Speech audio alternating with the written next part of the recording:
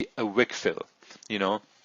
So now we're going to slowly move into market structure. What is market structure? How do you trade market structure? What's a Wickfill? How do you trade a Wickfill? These little things which you can kind of like identify to have profitable trades. And this is really, really important. This has been my bread and butter for a very, very long time. So for simplicity's sake, wicks are filled whenever price is in momentum, right? Just from a very, very simplistic standpoint. Wick fills, they start from lower time frame structure, which leads to higher time frame wick fills, you know, which also means is that if you have a daily candle, right? Let's say if you have higher time frame candles here to the left hand side and you have lower time frame to the right hand side. And if you have a daily candle which is closing bearish, now you see the top is a liquidity wick on the bearish candle and the bottom is a range. Now when a daily candle leaves a wick down over here, this means that it has the ability for the next candle to fill this wick. Right? Now it's really easy to look at the higher time frame and say, okay, it's going to fill the wick, but then you have to ask that how? You know, what kind of confirmations can we look at on the smaller time frames to see that, okay, maybe now it's going to fill the wick, right? So let's break this daily candle down into smaller time frames. Now we know there are 6 4-hour candles in one daily candle. So let's say the 4-hour candle started right over here. Right, 4-hour candle was bullish, it went up, which means the daily candle went up to make a liquidity wick. Makes sense? This is going to be, I'm going to go really slow on this, and then I'm going to repeat it again, right? So 4-hour candle first went bullish, and then the daily candle went bullish to make a top wick, right? And then the 4-hour candle went bearish. When the 4-hour candle started going bearish, you had the top wick formed on the daily candle.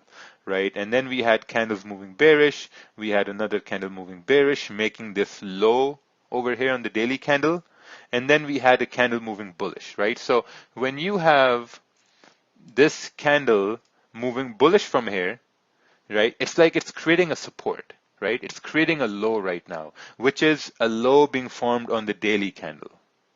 Makes sense? So now we have 1, 2, 3, 4, 5, and 6.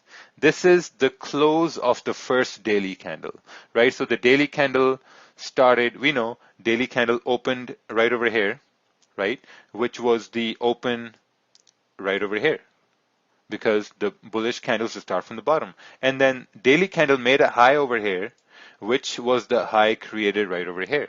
And then we started moving down and we created a low down over here, which was the low formed on the daily candle. And then the daily candle closed at this point, which was the close at this point. Make sense? I hope I've made myself very clear about how the daily candle has formed, and we're going to go over this again too. Now, for the next daily candle to fill the wick, how would the next market structure look like? Or how would you want to execute based on that, right? So most important thing is that the trend was bearish. We waited for a support to be formed, and then we waited for price to pull back. So now a low has been formed, and now price is pulling back. So now what you want to see is, you want to see a candle flipping in your direction, which will mean you want candle to going bearish for you to say that, okay, now we can probably target this wick fill. So let's remove these arrows, and we will now see how we can target that wick fill. So wait for the next candles. Now, this is how the next daily candle should look like. You know, the next daily candle should make a top wick, make a high. You know, it should open right over here, continue down, make a low, and then close right over here. And this move down will be our trading move. You know, this is where we need to see that, okay, this is where we want to take profits. So this is the trade we want to take. Now how would we know what would happen on the smaller time frames here, right? So let's take a look here. So the first 4-hour candle forms on the daily. So it makes a wick right over here, right? And then someone asked, does a wick gets filled? We're about to answer that question. Again, please don't answer any questions. Leave all your questions till the end. All your questions are going to be answered. Or that's okay.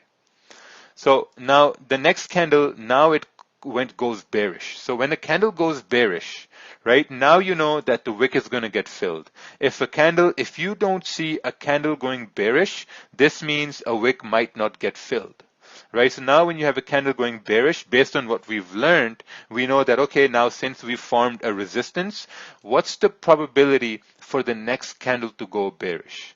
And someone can say, okay, well, the probability is pretty high, because if on the daily time frame, if we have to fill this wick, then we want the next candle after this to continue going bearish, something like this. You know, now the candles are making lower highs and lower lows, and we go to next candle, they keep making lower highs and lower lows, right? So this is where you said, okay, now maybe a wick is getting filled, right? So now, since now the candle is going bearish, we know that, okay, now what's going to happen is maybe the daily candle is making a low right over here, which was the low right here on the left-hand side. Right? But for the daily candle to close where it closed, we need a bullish candle closing right over here, which is going to be like this, right? So a close of the 4 hour at this point is also the close of the daily candle at this point. Does this make sense? Kind of makes sense.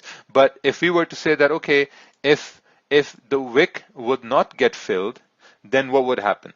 You know, if someone can say, okay, what if the wick doesn't get filled, or do the wicks always get filled? The answer is no. And the only way you would know that is if this was a bullish candle.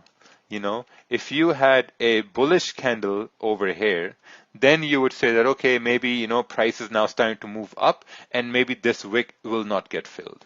Because for you to know if the wick is going to get filled or not, you need to go to the smaller time frames and you look for confirmations. For this wick to get filled, this bearish candle closing was our confirmation. That, okay, now maybe price may start to go up. But if the next candle, let's say if the next candle goes bullish like this and stops you out, then that's just the probability of price not working out.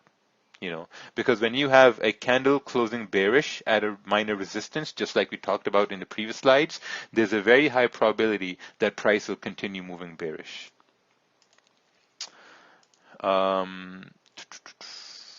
So awesome. So let's continue on over here. Let's go to the, I think next we